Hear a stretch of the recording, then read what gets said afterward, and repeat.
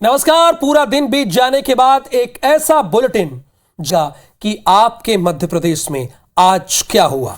न एजेंडा न शोर शराबा, बात आपके सरोकार की, खबर आपके काम की। तो हम आपको बताएंगे कि मध्य प्रदेश में आज क्या हुआ।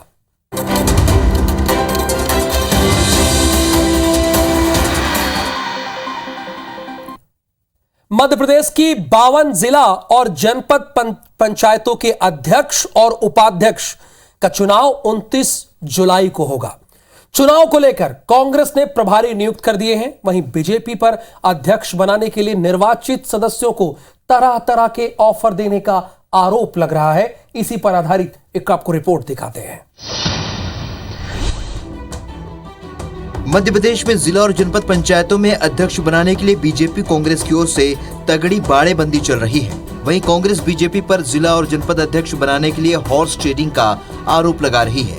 उसका आरोप है कि अलग अलग शहरों में 15 लाख और स्कॉर्पियो गाड़ी से लेकर 80 लाख रुपए तक के ऑफर दिए जा रहे हैं। पैसा फेंको और तमाशा देखो, ये हर जगह पैसा।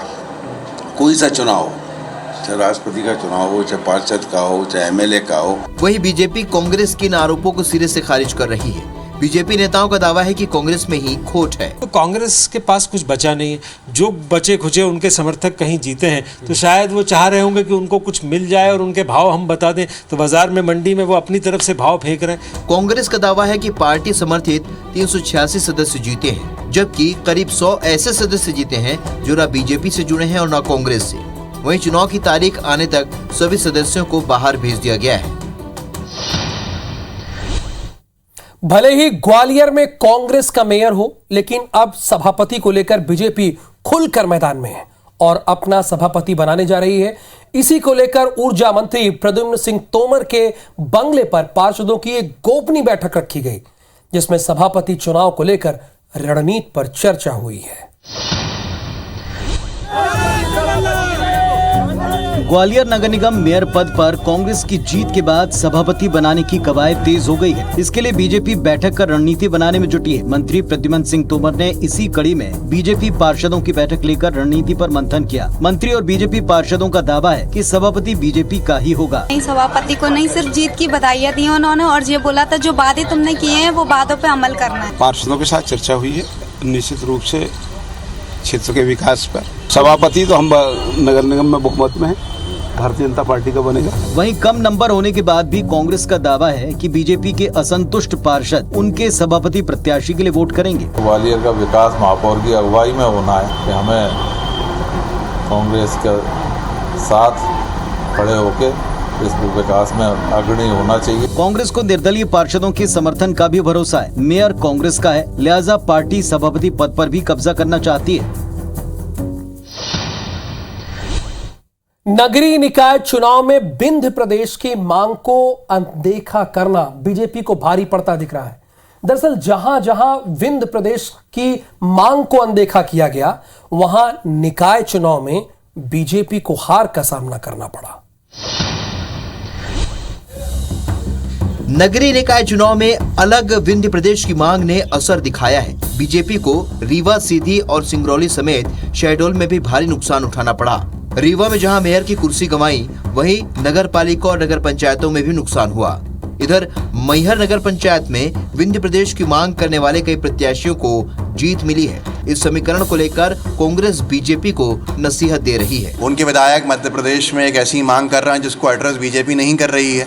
भारतीय जनता पार्टी अगर सबके साथ, सबको साथ में लेके विकास करेगी तो शायद इस तरह की मांगे नहीं उठेंगी। दूसरी तरफ बीजेपी विंध्य प्रदेश की मांग को दरकिनार करने के चलते ऐसे नतीजों की संभावना को खारिज कर रही है। नगर निगम के चुनाव में अब नाली पानी और इसके चुनाव होते हैं, इस पर बाकी मुद्दों पर चर्चा करना मुझे लगता है उपयुक्त नहीं है। नतीजों के बाद माना जा रहा है कि विधानसभा चुनाव से पहले अलग विंध्य प्रदेश की मांग को लेकर आंदोलन तेज हो सकता है। मध्य प्रदेश में 27% ओबीसी आरक्षण मामले पर हाई कोर्ट ने 1 अगस्त से फाइनल हियरिंग करना तय किया है। हाई कोर्ट ने साफ किया है कि अब ओबीसी मामले पर सुनवाई किसी भी वजह से नहीं टाली जाएगी। 1 अगस्त से रोजाना दोपहर 3:30 बजे से 1 घंटे तक सुनवाई होगी।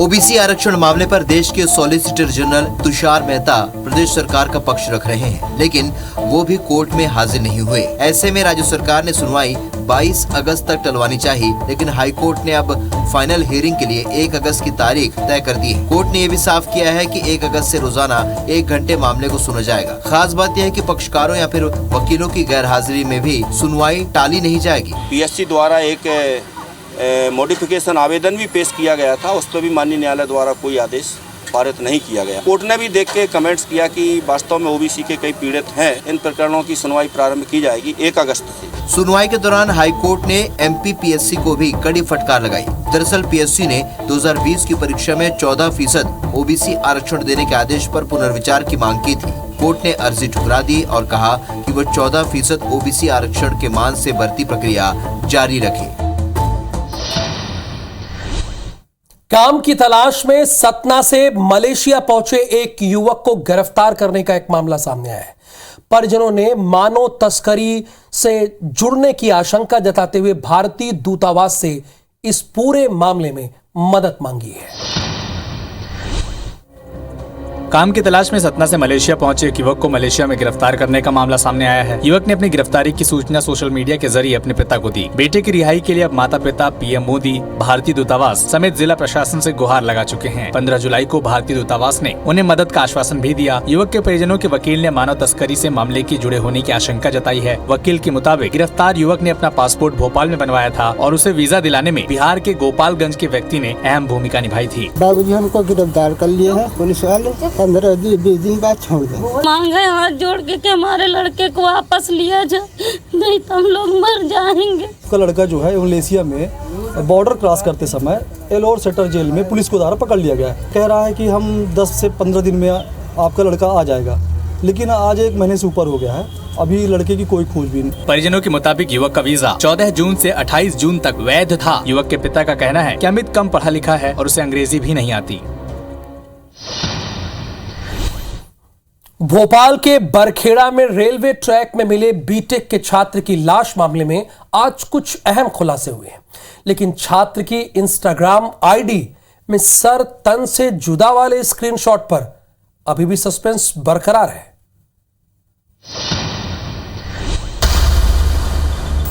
ये तस्वीर निशांक राठौर की है, जो बीटेक का स्टूडेंट था और भोपाल में पढ़ाई कर रहा था। निशांक राठौर की मौत की गुत्थी अब तक सुलझ नहीं पाई है। कल शाम 7 बजे बरखेड़ा पुलिस को रेलवे ट्रैक पर एक लाश की सूचना मिली, जिसकी पहचान निशांक राठौर के तौर पर हुई। जो संदेश का आदान प्रदान हुआ है उनके बारे में अभी और साक्ष्य एकत्रित करने की आवश्यकता है। संपूर्ण साक्ष्य उपरांत मामले में अग्रिम कार्रवाई की जाएगी। निशांक की मौत के बाद उसका मोबाइल कोई और चला रहा था।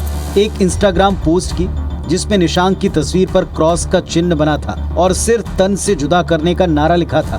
बीती रात से निशांक के मोबाइल की घंटी तो बज रही है, लेकिन उसे कोई उठा नहीं रहा। वहीं आज निशांक का पोस्टमार्टम किया गया। शॉर्ट पीएम रिपोर्ट में ट्रेन से कटकर मौत की बात सामने आई है, जबकि परिजन कहते हैं कि निशांक की मौत के पीछे सोशल मीडिया पोस्ट है। निशांक ने नूपुर शर्मा का समर्थन किया था। पुलिस अब हर एंगल से इसकी जांच कर रही है।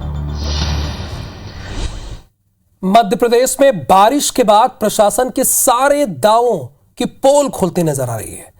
कहीं साल भर से पहले बना पुल ढह गया, तो कहीं पुल न होने से जान जोखिम में डालकर लोगों को शव कंधे पर लेकर नदी पार करना पड़ा। एमपी में भारी बारिश के बाद प्रशासन के सारे दावों की पोल खुलती नजर आ रही है। रायसेन के मंडीदीप हाईवे पर बना पुल का एक हिस्सा तेज बारिश में गिर गया, जिसका निर्माण पिछले साल ही हुआ था, लेकिन घटिया निर्माण कार्य के चलते पुल पहली बारिश में ही क्षतिग्रस्त हो गया। इस पुल का निर्माण केंद्र सरकार की निर्माण एजेंसी NHAI यानी नेशनल हाईवे अथॉरिटी ने कराया था। इधर मामले पर कांग्रेस ने सरकार पर धांधली का आरोप लगाते हुए कहा कि सरकार भ्रष्टाचार के लिए घटिया निर्माण करा रही है। कलियासोत नदी पर बना हुआ पुल ढह गया, बह गया, ये भाजपा सरकार के भ्रष्टाचार तंत्र की कलई खोलता है। बैनगंगा का पुल उनके 15 महीनों में ही बना और उन्हीं के शासन की पहली बरसात में वो ढह गया था। किस मुंह से बात कर रहे हैं? रही बात इस पुल की, तो निश्चित तौर पर किसी को बख्शा नहीं जाएगा। सिवनी मालवा के पीपल ठोन गांव में बारिश के बाद नदी का जलस्तर बढ़ गया और नदी पर पुल नहीं होने से बुजुर्ग महिला के शव को दूसरी ओर ले जाने के लिए घंटों इंतजार करना पड़ा। और जब जलस्तर कम नहीं हुआ तो लोगों ने कमर तक बह रहे पानी के बीच कंधे पर शव को रखकर नदी पार करने को मजबूर हुए। हर गर्मी में पानी की किल्लत से जूझने वाला भोपाल आज पानी पानी हो रहा है। इतना पानी कि अब तक 16,47,975 MGD पानी बांधों से बहाया जा चुका है। यह हकीकत है।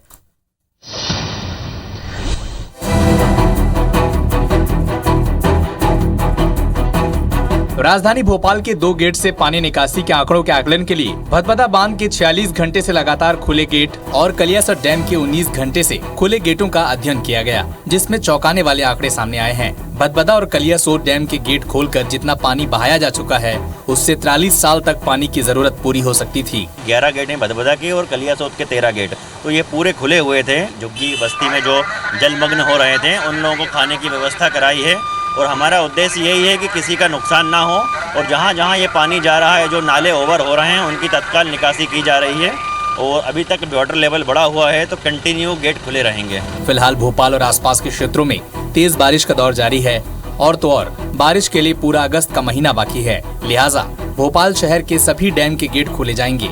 ऐसे में पानी निकासी का रिकॉर्ड टूटना भी तय है।